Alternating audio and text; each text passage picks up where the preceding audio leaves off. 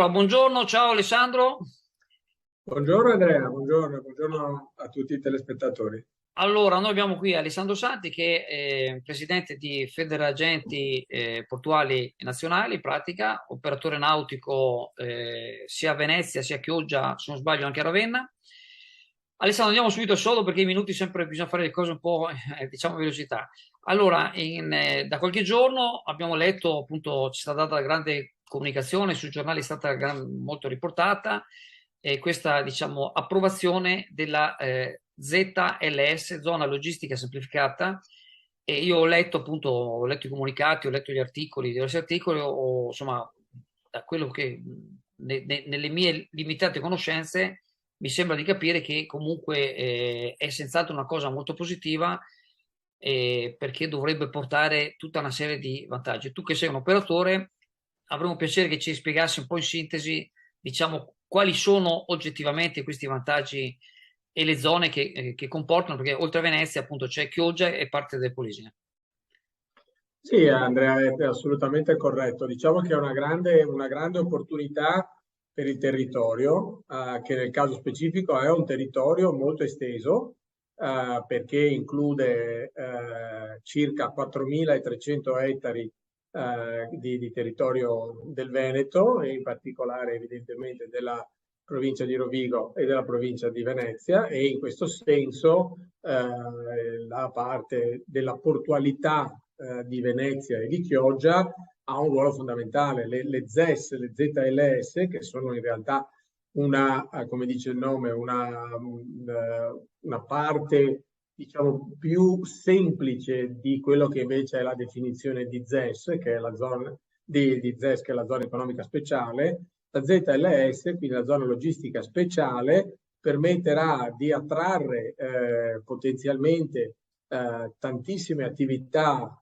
industriali, commerciali, logistiche all'interno di quest'area vasta e comunque ha come cuore, come cardine istitutivo peraltro, la presenza di un sistema portuale, qual è quello nel nostro caso evidentemente del Veneto, di Venezia e Chioggia, che faccia parte delle cosiddette reti europee TEN-T, quindi le reti principali, quindi diciamo semplificando, i porti più importanti inseriti in questa rete della logistica europea,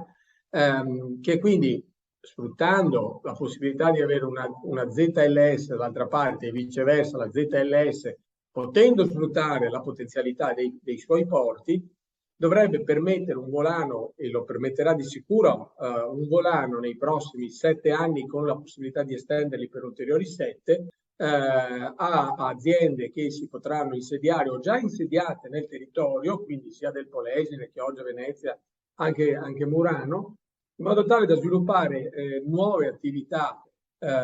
economiche o incrementare le esistenti con una serie di agevolazioni. Come tu prima dicevi, quali sono le motivazioni, diciamo, l'utilità di questa istituzione? Prima di tutto è prevista una semplificazione amministrativa, quindi tutta una serie di procedure che sono fondamentali per l'attivazione di una qualsiasi attività aziendale, commerciale, industriale nel territorio, in queste aree potranno utilizzare delle procedure facilitate. Penso per esempio a tutte le procedure riguardanti l'impatto ambientale, quindi le VAS, le VIA, le SCIA, tutte quelle che sono insomma quelle pratiche amministrative che per l'imprenditore che si mette in Italia a cercare di continuare a fare sempre di più impresa e dare lavoro evidentemente ai lavoratori, può essere fatto in maniera molto più semplice e molto più facile. La seconda cosa, che è assolutamente importante, è quella della incentivazione fiscale, chiamiamola così, tutta una serie di incentivazioni che permetteranno all'imprenditore di avere quindi una forma di defiscalizzazione importante. In particolare, quello che poi si è raggiunto, devo dire anche di recente, grazie anche alla, alla battaglia che si è portata avanti a Roma per cercare di equiparare questi vantaggi fiscali a quelli delle ZES, come dicevamo, quindi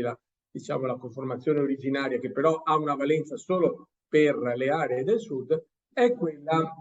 del credito d'imposta. Quindi all'interno di certi limiti, all'interno di certi fondi che verranno stanziati per ogni regione, quindi per ogni ZES e a livello nazionale, ci sarà la possibilità per gli imprenditori di accedere con l'impegno di far funzionare questa nuova impresa, questa realtà per almeno 7 anni, di poter accedere a un credito d'imposta variabile a seconda della tipologia di azienda che verrà da lui insomma, identificata e portata avanti. Mi sembra di ricordare che per alcune aziende, a seconda appunto dell'importanza, va anche fino al 35% di credito Sì, di... corretto. Da un 10 a un 35% a seconda della tipologia di prodotto e della tipologia di azienda, dividendola tra piccola, media e grandi imprese. Quindi 35%, qualche azienda importante potrebbe vedere dei grandi vantaggi a venire a investire qua nella nostra zona, insomma.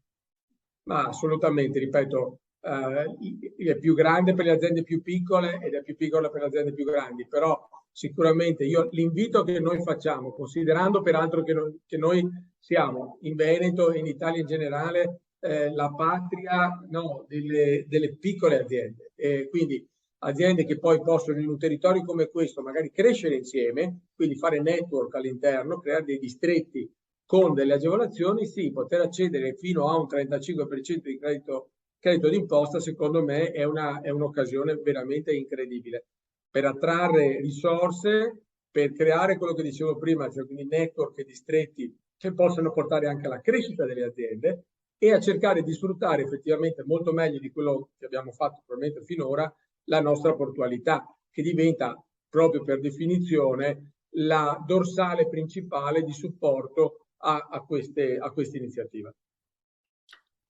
Io direi di concludere qui perché hai dato una bella spiegazione, siamo nei 6 minuti e quindi casomai faremo degli altri interventi magari un po' più avanti per vedere intanto se c'è qualche azienda ha cominciato già a insediarsi, come si stanno muovendo, così in modo da essere, Ottimo. diciamo, a dare un report, diciamo, in maniera un po' più continuativa.